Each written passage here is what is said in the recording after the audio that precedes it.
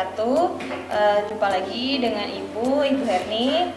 Hari ini kita materi untuk pelajaran tradisional ya. Materi pelajaran tradisional, sekarang kita masuk ke materi pengasapan ya. Pengasapan merupakan salah satu cara memasak, memberi aroma atau proses pengawetan makanan, terutama daging ikan. Ya, makanan diasap dengan cara dipanas, ya, yang dihasilkan dari pembakaran kayu dan tidak diletakkan dekat dengan api agar terpanggang atau terbakar, ya, supaya tidak terpanggang terbakar. Jadi kita hanya menggunakan asapnya saja. Di mana sih biasanya tempatnya? Biasanya pengasapan itu dilakukan di ruangan tertutup, ya, agar asap yang dihasilkan tidak keluar dan dapat mematangkan ikan atau daging secara baik, secara benar. Tujuan apa sih tujuannya dari pengasapan? Tujuannya itu supaya olahan ikan itu dapat awet, kemudian mencegah kemunduran mutu dari si ikan. Kemudian yang ketiga itu memberikan aroma yang khas, ya. Kalau ikan asap itu biasanya ada aroma asap dari kayu hasil pembakaran. Kemudian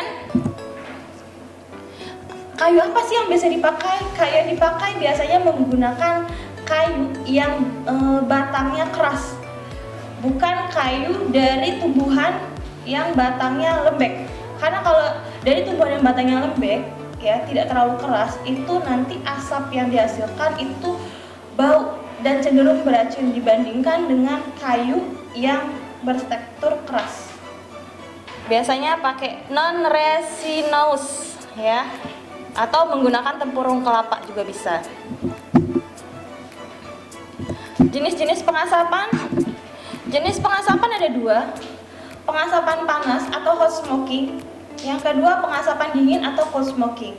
Apa bedanya dari pengasapan panas dengan pengasapan dingin? Kalau pengasapan panas dilihat dari suhunya. Suhu 65 sampai 80 derajat Celcius itu merupakan pengasapan panas. Kalau menggunakan suhu 40 sampai 50 derajat Celcius itu menggunakan pengasapan dingin.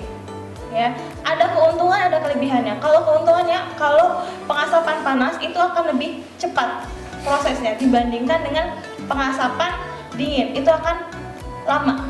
Tapi awetnya itu biasanya lebih awet menggunakan pengasapan dingin. Ya. Karena proses yang lama tadi. Oke.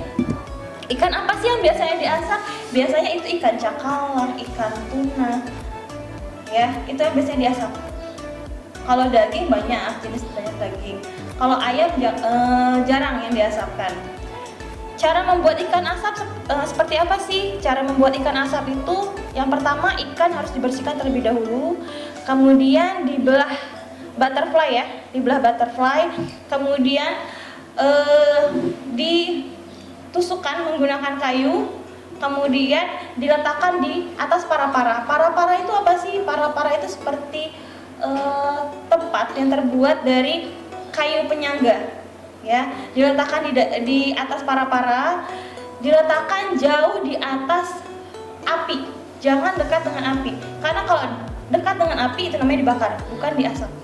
Ya. Kemudian jangan lupa diberikan garam. Apa sih gunanya garam? Garam itu sebagai bahan pengawet makanan. Pengaruhnya dari proses pengasapan itu terhadap ikan itu apa? Seperti yang kita lihat di tujuan pertama, yaitu daya simpan. Daya simpan itu akan bertahan cukup lama dibandingkan dengan ikan segar atau ikan beku. Kemudian penampilannya itu akan jauh lebih menarik, apalagi warnanya yang coklat gelap keemasan. Ya, perubahan warna itu terletak diakibatkan oleh oksigen yang terkandung di dalam si ikan tadi. Kemudian rasanya itu sedap, kayak bau asam-asaman. Kemudian ada bau-bau dari asap kayu tersebut. Mungkin sampai di sini untuk ikan asap.